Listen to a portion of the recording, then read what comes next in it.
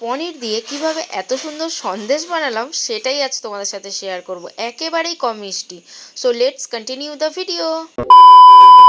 সন্দেশ বানানোর জন্য পনির তো লাগবেই। চলো এবার শুরু করা যাক।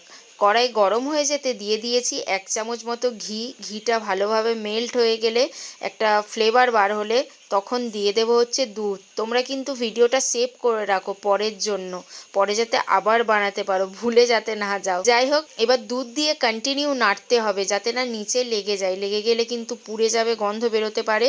দেখো আমি কন্টিনিউয়াসলি নাড়তেই আছি। দুধটা একটু গাঢ় হয়ে এলে দিয়ে দেবো হচ্ছে চিনি। আর এই সন্দেশটাতে চিনি একটু কমই থাকবে, মানে মিষ্টির পরিমাণটা একটু কমই থাকবে।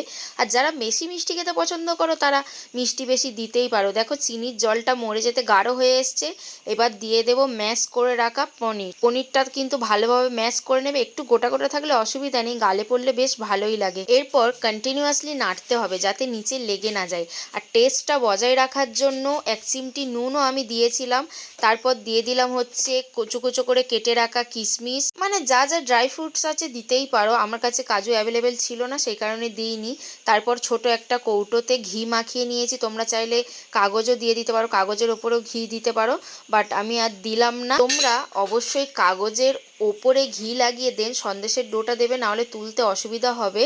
আমারও হয়েছিল। বাই দ্য ওয়ে, আমার ডোটা ভরা হয়ে গেছে। এবার কুচো করে রাখা আমন্ড দিয়ে দিলাম, দিয়ে ঢাকা দিয়ে ফ্রিজে রেখে দেবো 0.5 থেকে 1 ঘন্টা। রেখে দিয়ে বের করে নিয়েছি।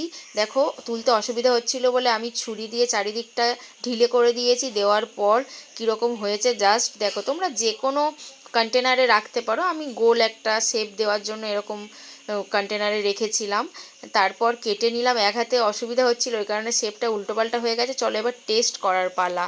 টেস্ট করে দেখা যাক যে কীরকম হলো। এটা আমি ফার্স্ট টাইমই বানালাম বাড়িতে। এবার খেয়ে দেখা যাক। একটা বাইট নেওয়ার পর এত ইয়াম ছিল, তোমরা আমার রিয়াকশান দেখেই বুঝে গেছো যে কীরকম ছিল। বাই দ্য ওয়ে, তোমরা কিন্তু অবশ্যই বাড়িতে ট্রাই করো, করে আমাকে জানাতে ভুলো না। আজকের মতো টাটা, দেখা হচ্ছে next WhatsApp. Bye, love you all guys.